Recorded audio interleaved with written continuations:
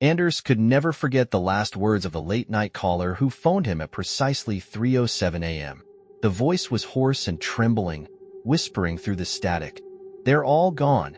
Just disappeared. You must find them." He'd been too stunned to ask for a name. And just like that, the line went dead. It started 3 days ago, on a humid night when shadows danced along Anders's walls. He was an investigative journalist known for unearthing hidden truths, even the grisly ones. And though he often received cryptic tips, this call felt different.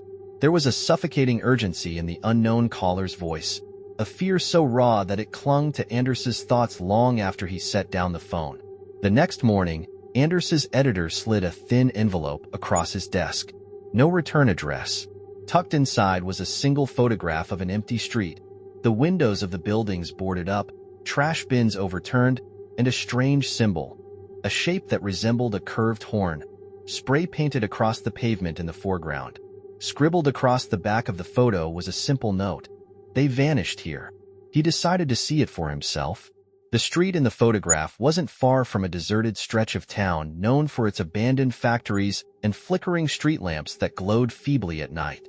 Local rumors said homeless people, squatters, and even bored teenagers had begun to vanish from the area in recent weeks. The police chalked it up to folks simply moving on, but the rumors spread with growing unease.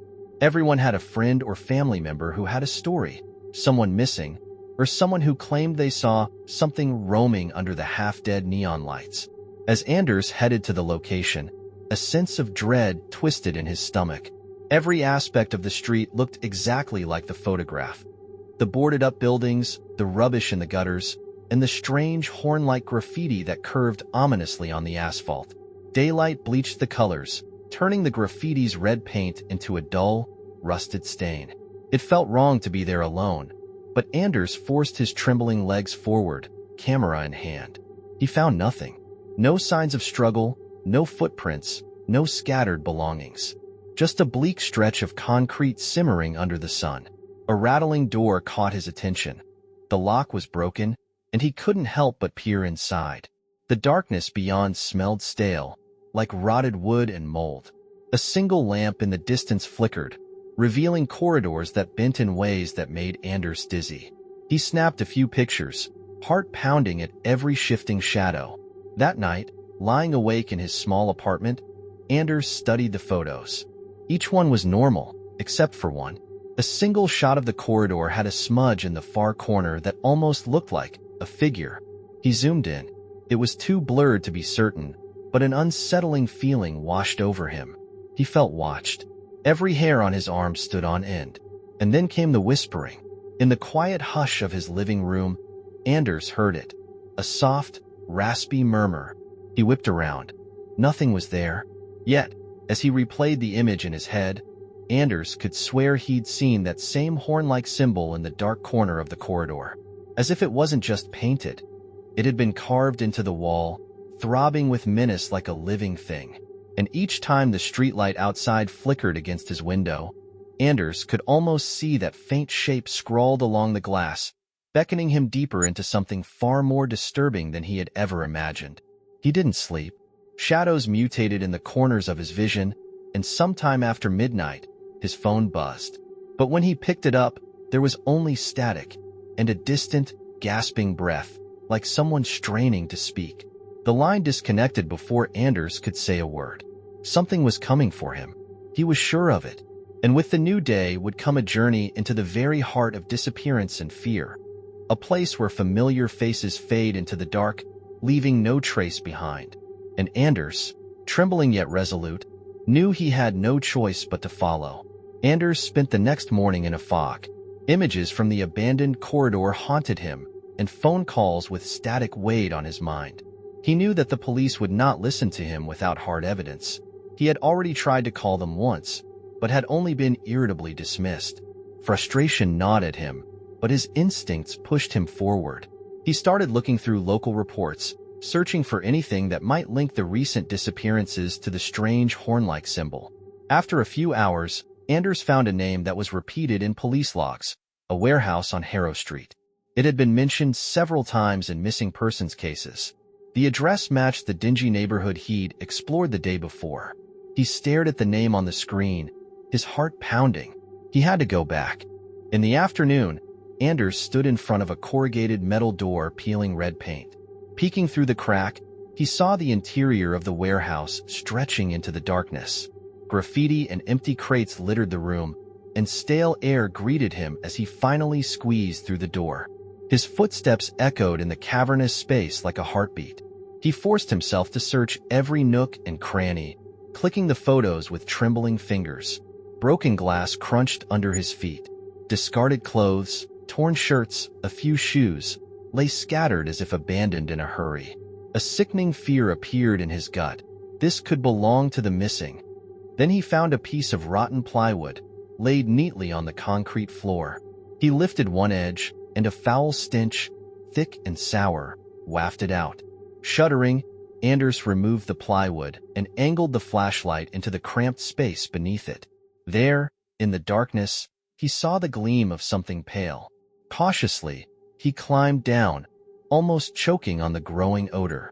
The flashlight's beam fell on a row of beaten mannequins at least. At first, they seemed like mannequins to him.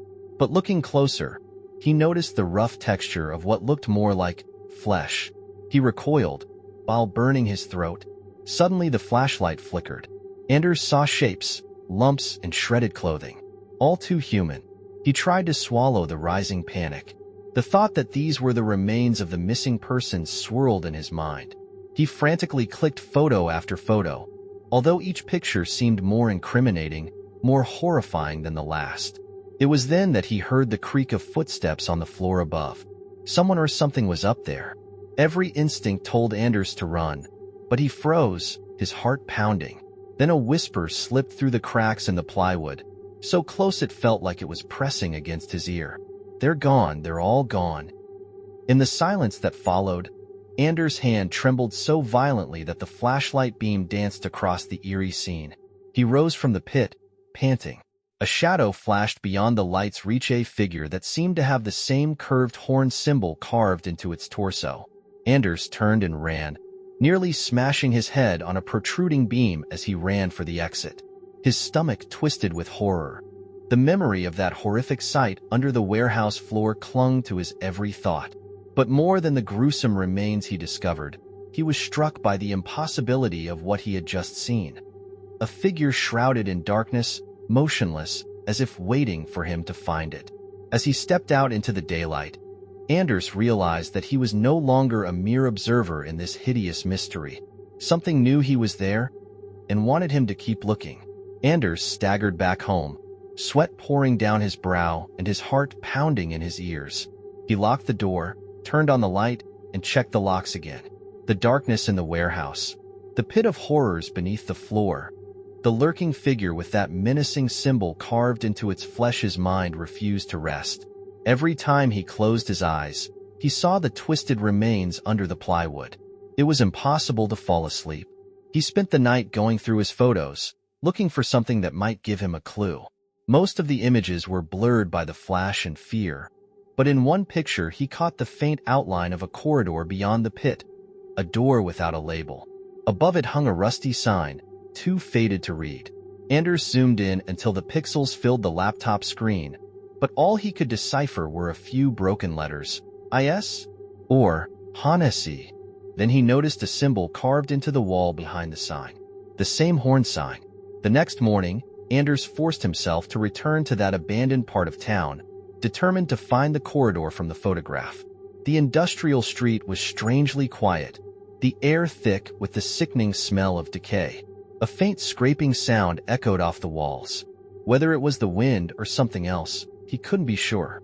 He found the warehouse door ajar, as if someone or something was waiting for him. Summoning all his courage, he slipped inside. He crept through the maze of overturned crates and shards of broken glass until he found the doorway from the photograph.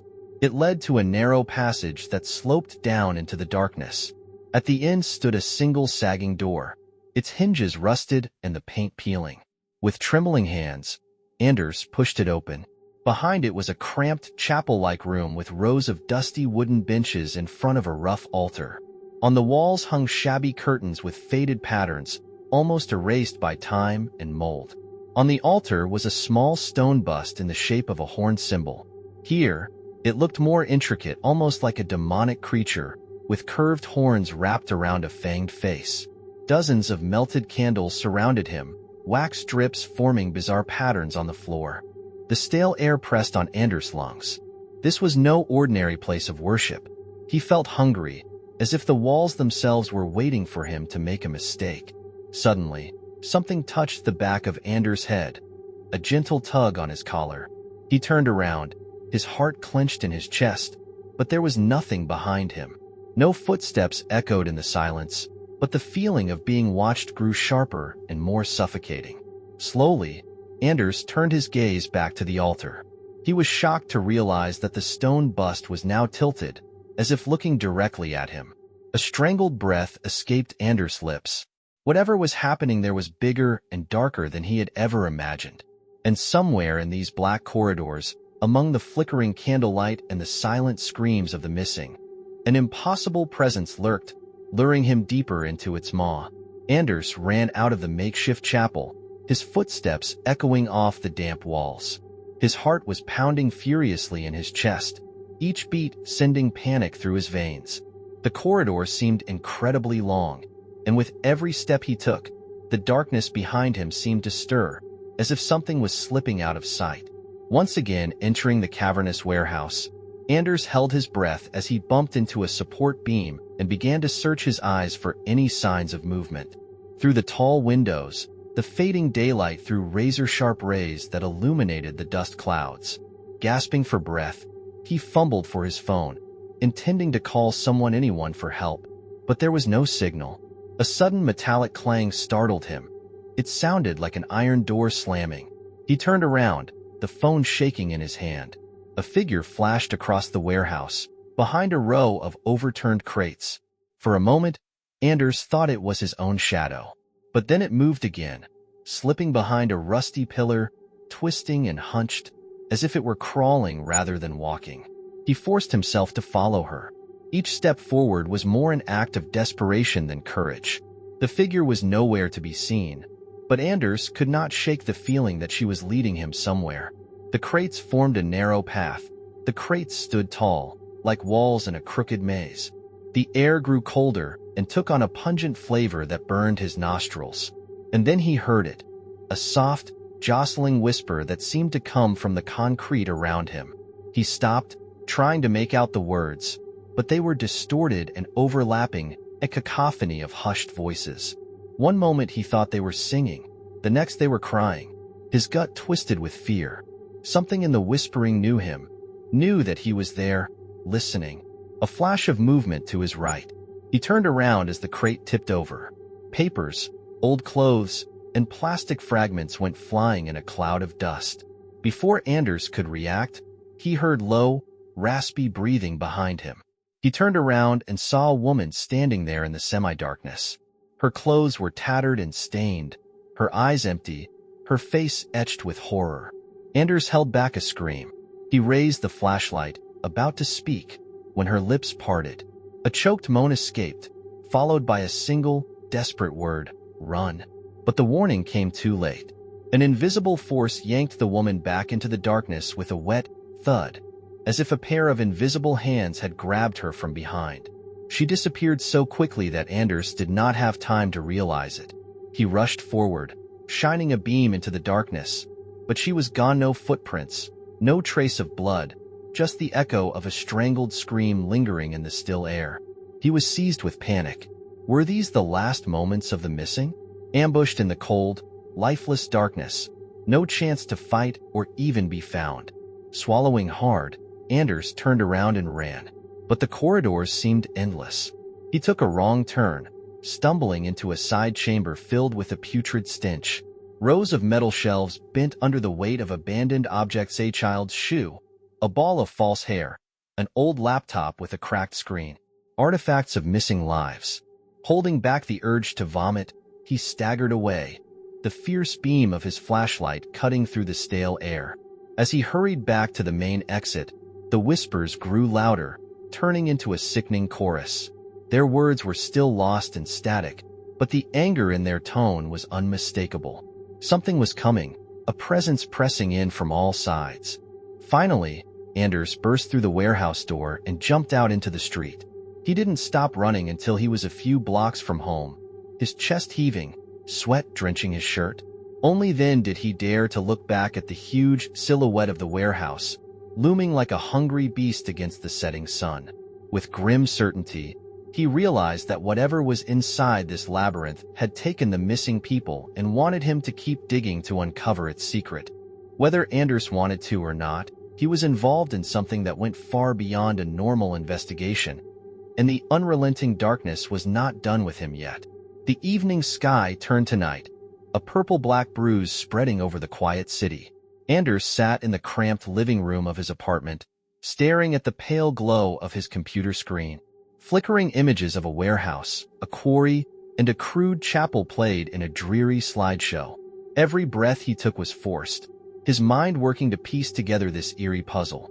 He tried to call the police again, but they blew him off, saying there was no evidence that could not be easily fabricated. His frustration tore at him like a wild animal. He was sure that other people were still trapped, facing horrors he could not fathom. He could not wait any longer for official help. At midnight, Anders armed himself with a flashlight, a camera, and the strongest determination he could muster. Standing on the threshold of his front door, a single question was running through his mind. Am I going to my own end? But the memory of the last desperate word of the torn woman, "Run," kept echoing. He could not turn his back on her or on the countless others who had disappeared into the darkness. Outside the warehouse, the wind whistled through the broken windows. Shadows stretched across the deserted street, moving like living ink. With each step, Anders felt himself being pulled into a whirlpool of evil that raged beneath the surface of reality. Back inside, the corridors looked different. The overhead lights, once flickering or dead, now glowed with a sickening, low hum. As Anders moved forward, the horn-shaped symbols scrawled on the walls seemed fresher. Drops of paint or blood, he couldn't tell which, dripped down the concrete. A deafening roar in his ears drowned out his pounding heart. The flashlight beam came across a narrow staircase he had never noticed before. They spiraled down into the yawning darkness. Every instinct screamed at him to turn back, but he kept going. Step by trembling step, he descended into what seemed to him to be another world. When he reached the bottom, he was enveloped by the smell of damp earth and decay. The candlelight flickered, revealing a new room, a huge underground hall that dwarfed everything he had seen above. Water dripped from the ceiling, gathering in stagnant puddles. And in the center, half surrounded by stone pillars, stood a huddle of silent figures, bowing their heads in reverence before a massive idol carved from the very walls. It was the same horned effigy from the chapel upstairs, but of monstrous proportions, an ancient image with empty eyes. Shadows played on its distorted face, and it seemed to be breathing. 3 figures knelt before it, dressed in rags, their spines scarred with scars that formed a horned sign. Their movements were disjointed, distorted. Anders's throat tightened as he noticed that there were more figures lying around them, motionless bodies, like sacrificial offerings. Suddenly the figures rose as one, their heads turned toward Anders. Guttural singing poured out of their mouths. Anders watched in paralysis as they staggered forward. He could see the panic flashing in their sunken eyes, as if they were being forced to do so by some hideous force. He stepped back, almost tripping on a slippery patch of mud, but there was nowhere to run. The echo of the singing grew, absorbing his thoughts. Then, with a trembling flicker, every candle in the room went out. Darkness engulfed him, broken only by the faint phosphorescent glow of the idol's empty eyes. Frightened, Anders felt for the stairs, but something cold wrapped around his thin, skeletal fingers, squeezing them with incredible strength. He grabbed the flashlight. The beam danced over a face distorted by agony and fear. The figure's lips parted, and in a trembling whisper it spoke. "He is here." A deep rumble shook the chamber, and Anders' flashlight sputtered as if losing power. It was moving, the force behind every disappearance, feeding on fear and devotion. Anders broke free of the figure's embrace, but felt more hands tearing at his clothes, pulling him back. The chanting rose to a fever pitch. A searing pain burned in his hand where the nails dug into him. With one last surge of adrenaline, Anders broke free and ran for the stairs. His lungs were on fire. In the pitch darkness, he banged his shoulder against the stone walls, scratching his skin and tearing his sleeve. But he kept moving up, in any direction that led away from the creature below. By some wild luck, he found the top of the stairs and stepped out into the corridor. He didn't stop running until he burst back outside, choking on night air. At the edge of the street, his vision blurred, tears streaming down his face. The warehouse loomed behind him, silent and unyielding as ever. He could almost feel the ground beneath him quake, as if the ancient idol deep within its bowels still called out to him. In the weeks that followed, Anders sent every photo, every piece of evidence, to every news outlet he knew. Nothing stuck. The calls for help went unanswered. It was as though the story itself was cursed, like the force in that subterranean lair wanted to remain hidden. But Anders refused to let the truth vanish. He posted images online, wrote frantic articles detailing what he'd seen. That was the last anyone heard from him. A neighbor would later report strange sounds coming from Anders's apartment, soft chanting, an eerie shuffle of footsteps at odd hours. And then, one day, a new scrawling appeared on the wall outside his door, painted in red, the horn-like symbol. Anders's apartment was empty. His belongings left behind as though he'd stepped out for a moment and never returned. In the gloom of the vacant rooms, the phone rang once more at precisely 3:07 a.m. No one was there to answer it. Only static spilled through the receiver. Static and a rasping, labored breath that might have been a warning, or a triumphant whisper from whatever dark presence had taken him at last.